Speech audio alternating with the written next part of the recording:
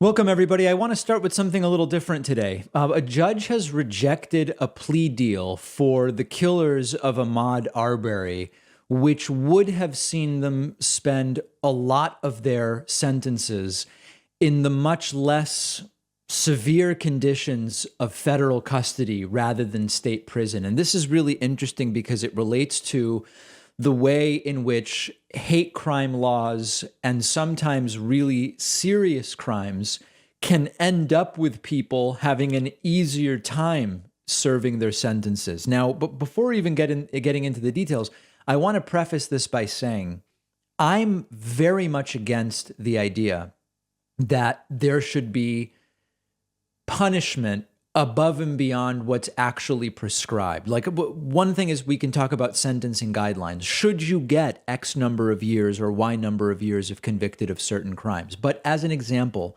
oftentimes there are some, even in my own audience, who sort of take pleasure at the idea that those convicted of sexual assault, in particular child sexual assault, will receive punishment in prison from other prisoners in terms of violence and even rape above and beyond the sentence.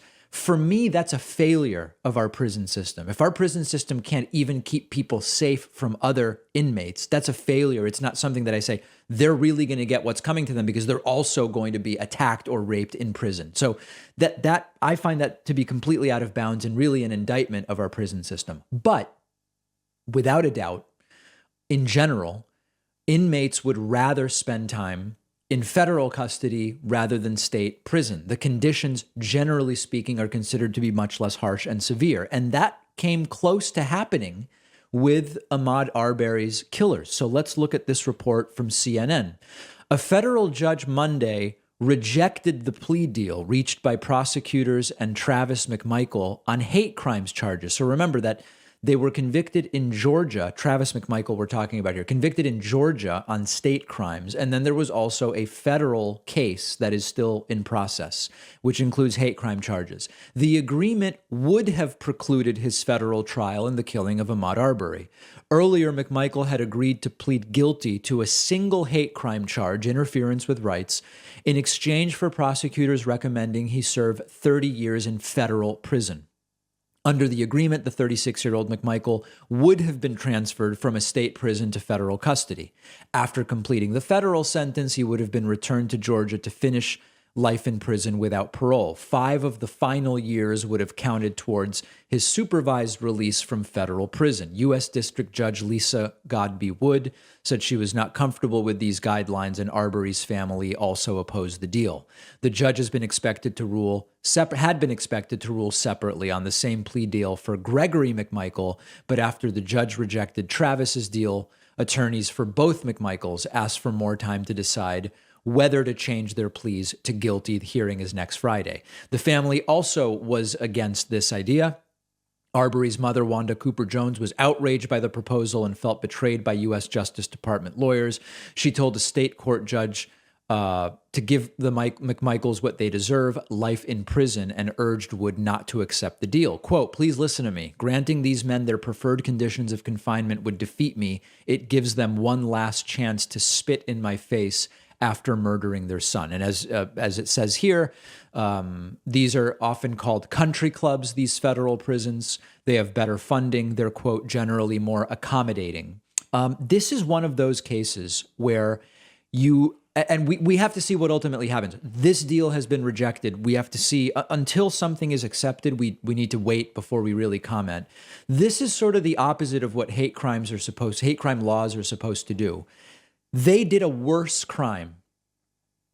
It was motivated by racial hate, racial animus, racism, one might say.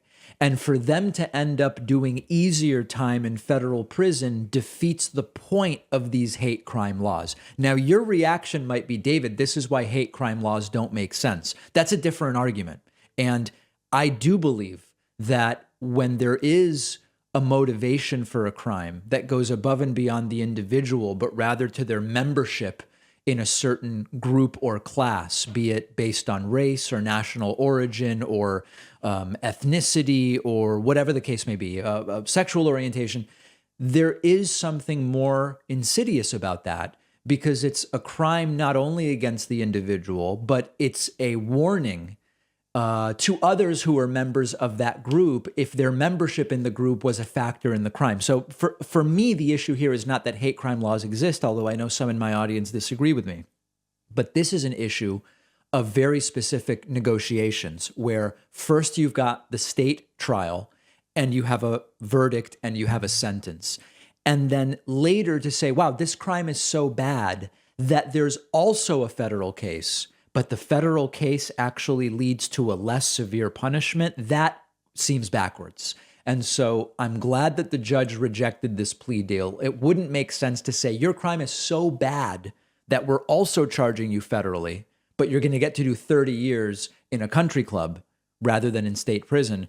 I'm all for reforming state prison. I'm all for reforming sentencing guidelines, all of it. But when the crime is so serious that you have state and federal charges, you shouldn't end up with a less severe punishment thanks to having a federal case. So we're going to continue watching it, and we'll see ultimately what is accepted. I'm curious to hear from you about this one. Science has shown us that lowering your body temperature at night helps you sleep.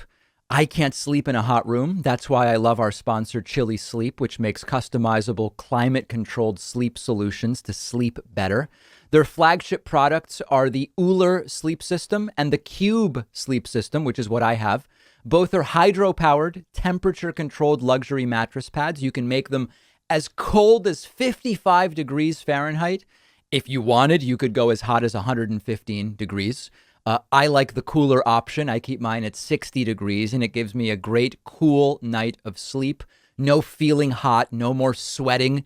I'm falling asleep faster, and it pairs perfectly with Chili Sleep's weighted Chili Blanket, which keeps you cold on top, too. And for a limited time, Chili Sleep has a special offer just for my audience. Go to chilisleep.com/Pacman to learn about the exclusive discount. The link is down below.